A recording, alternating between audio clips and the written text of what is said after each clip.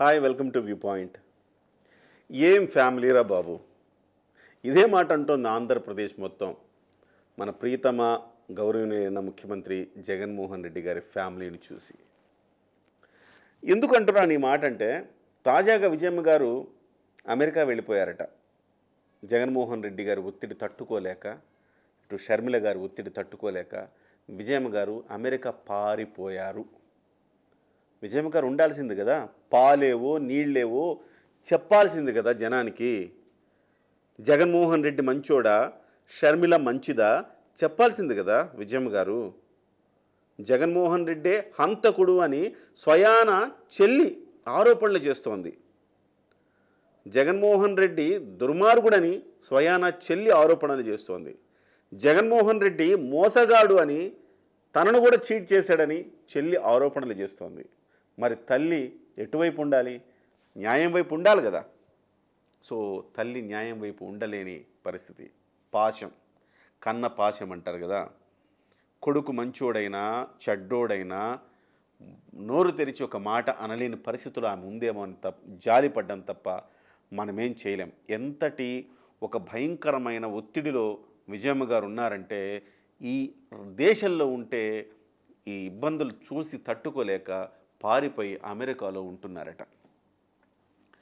So అలాంటప్పుడు మనం ఏం ఫ్యామిలీరా బాబు అనకుండా ఉండగలుగుతామా? రాజశేఖర రెడ్డి గారు చనిపోయేంత ముందు వరకు ఎలా ఉందో ఏమో పక్కన పెడదాం. రాజశేఖర రెడ్డి గారు చనిపోగానే సంతకాల సేకరణ మొదలుపెట్టారు జగన్మోహన్ రెడ్డి గారు, తండ్రి శవం అక్కడ ఉండగానే. మరటువంటప్పుడు అధికార యావతో తండ్రి శవాన్ని కూడా పక్కన పెట్టుకొని సంతకాల సేకరణ మొదలుపెట్టారంటే ఏం ఫ్యామిలీరా బాబు అనకుండా ఉండగలుగుతామా?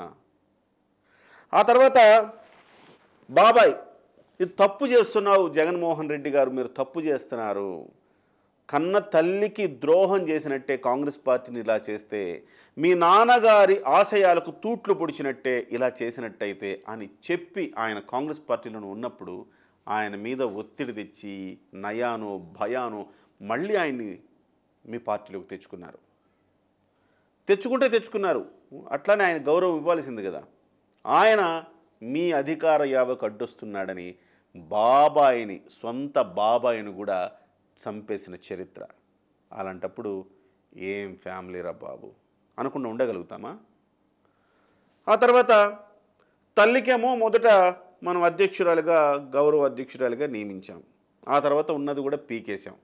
తల్లి అక్కడి నుంచి పారిపోయి హైదరాబాద్కి వెళ్ళిపోయి హైదరాబాదులో కూతురుతో పాటుగా రాజకీయాల్లో ఆ పార్టీలో ఒక కీలక పాత్ర పోషించారు.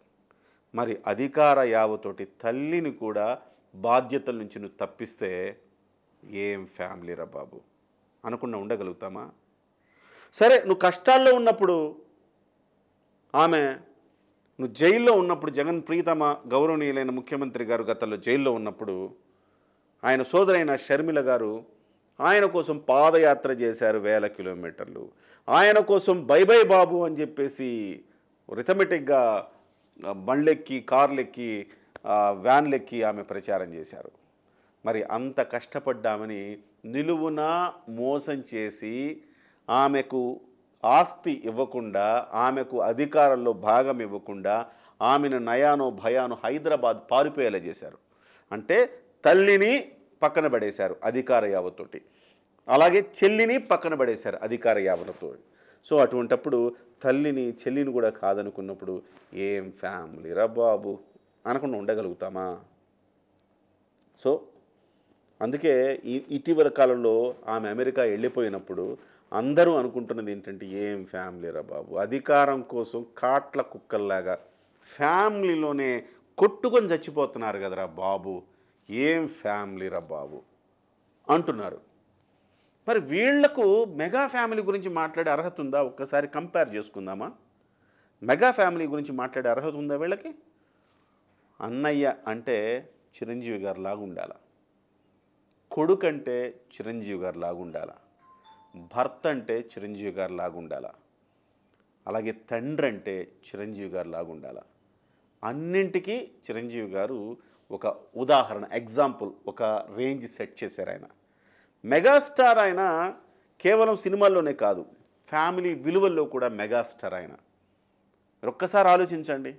పండగ వచ్చినా, పబ్బం వచ్చినా అందరినీ ఏకం చేసి ఒక్క చోటకి తీసుకొచ్చి అసలు మన ఉమ్మడి కుటుంబం విలువేంటో, కుటుంబ బంధాల విలువేంటో, ఆప్యాయతలు, అనురాగాలేంటో వాళ్ళ ఫ్యామిలీని చూసి మనం నేర్చుకోవాలి. ఒక రకంగా అప్పుడప్పుడు అనిపిస్తుంటుంది దిష్టి తగులుతుందేమో ఆ ఫ్యామిలీకి అని. బహుశా లాస్ట్ టైం అలాగా ఆ వీడియోలను రిలీజ్ చేసిన తర్వాత బహుశా దిష్టి తగిలిందేమో, అందుకే సాయి ధరమ్ తేజ్కి యాక్సిడెంట్ అయ్యింది అన్న మాటలు కూడా విన్నాం మనం. కుటుంబం అన్నాక అలా ఉండాలి. అన్నయ్య రాజకీయాల్లో లేకపోయినా తమ్ముడు రాజకీయాల్లో కష్టపడుతున్నాడని చెప్పి మొన్నటికి మొన్న 5 కోట్ల రూపాయల విరాళం ఇచ్చారు. అందరూ అంటారు అన్నయ్య తమ్ముడు మధ్య భేదాభిప్రాయాలు ఉన్నాయి, విడిపోతున్నారు, అన్నయ్యని కాదని ఈయన బయటకు వచ్చాడు, దాని మీద చిరంజీవి గారు కోప్పడ్డారు, లేకపోతే చిరంజీవి గారికి నాగబాబు పడట్లేదు, నాగబాబు గారికి మళ్ళీ పవన్ కళ్యాణ్ పడట్లేదు, నాగబాబు గారు అలిగారు, ఏవేవో చెప్పుకుంటారు. కానీ వాళ్ళ ముగ్గురిని ఒక ఫ్రేమ్లో చూశాక మనం అందరం ఎంత పిచ్చి మాటలు మాట్లాడుకుంటున్నాం మనకు అర్థం కాలేదా? అన్నయ్య అంటే అలా ఉండాలా, తమ్ముళ్ళంటే ఇలా ఉండాలా, చెల్లెళ్ళంటే అలా ఉండాలా. చిరంజీవి గారు ఎప్పుడో కొన్న భూమికి అద్భుతమైన రేటు వస్తే ఆ భూముల్ని చెల్లెళ్ళ పేరుని రాశారు. నువ్వేం చేసావు జగన్మోహన్ రెడ్డి అన్న? నువ్వు ఆస్తి పంపకం చేయాల్సి వస్తుంది, చెల్లెని తరిమేసావు కదా భయపెట్టి. హైదరాబాద్ పారిపోయిందాం పాపం. అధికారంలో భాగం వస్తుందని, ఆస్తిలో భాగం వస్తుందని ఆమెను తన్ని తగలేసావుగాను. కానీ చిరంజీవి గారు ఏం చేశారండి, ఇవ్వాల్సిన అవసరం లేకపోయినా చెల్లెళ్లకు ప్రేమతోటి ఎంతో విలువైన భూమిని ఆయన ఇచ్చారు. ఆ మహాతల్లి చిరంజీవి గారి భార్య సురేఖమ్మ గారు, ఆమె ఏం చేసింది, ఆమె దగ్గరుండి చిరంజీవి గారు తిప్పించింది. మరి కుటుంబ విలువల గురించి, లేకపోతే కుటుంబ ఆప్యాయతలు, అనురాగాల గురించి చెప్పుకోవాలంటే మెగా ఫ్యామిలీ గురించి చెప్పుకోవాలా? మరి జగన్మోహన్ రెడ్డి గారి ఫ్యామిలీ గురించి చెప్పుకోవాలంటే ఏం చెప్పుకుంటాం? ఏం ఫ్యామిలీరా బాబు, ఇంతే కదా అంటాం. నమస్తే.